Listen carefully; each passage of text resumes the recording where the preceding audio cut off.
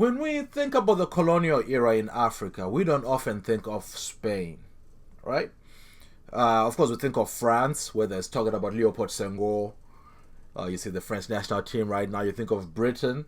And of course, we think about their presence in South Africa, Niger, Zimbabwe, old school Rhodesia, right through to the Benin Bronzes. You think about Portugal, think about Angola, Mozambique, the Carnation Revolution, and these things.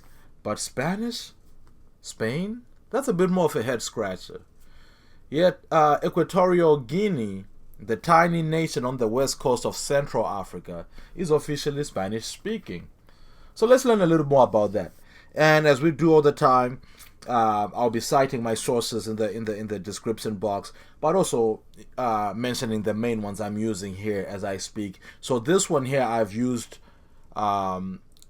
a retrospect journal article by Isabel Shaw, and this particular piece is, the journal is from Edinburgh University, indeed. So the Gulf of Equatorial Guinea, right, west coast of Central Africa, which includes the islands of Bioko, Annobon, and continental Rio Muni, is the only country in Africa with Spanish as a co-official language. And how do we get there? In 1778, Spain invaded Equatorial Guinea, right? This is way before the Berlin Conference, but long into the transatlantic slave trade. So the Iberian nations and other European nations have been in Africa for a while at this point. Well, the Spaniards benefited from the sale of food products created by the colonization of Equatorial Guinea, the illegal trafficking of slaves, and their inhumane treatment underlines how the Spanish monarchs intentionally exploited the indigenous population here. The colonial control of Equatorial Guinea began under the rule of Spanish elite and the Viceroyalty of Rio de la Plata, a viceroyalty created during Spain's colonization of Central and South America.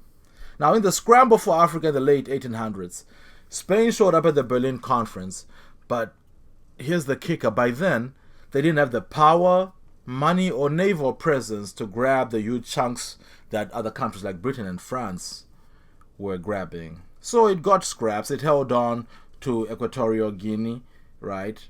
This one of those was, known as Fernando Po at the time. This is Bioko Island, indeed. So, and Spain ultimately didn't pour much into the colony.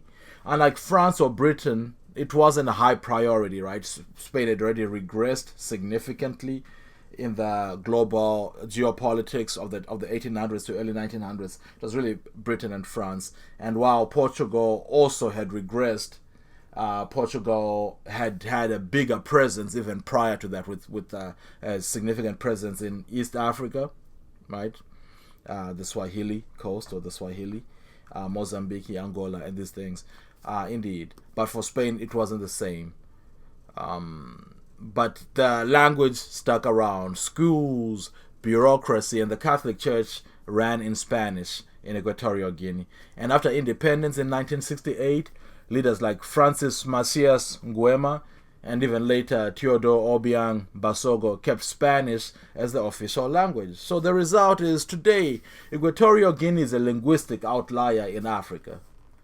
Spanish is still the official language alongside French and Portuguese, which is why Ms. Shaw described that as a core official language, though on the ground, people mostly speak indigenous languages like Fang or Bubi. So there you have it. Equatorial Guinea is not only the feel-good story of the 2023 AFCON or about our man Baltazar. If you know, you know.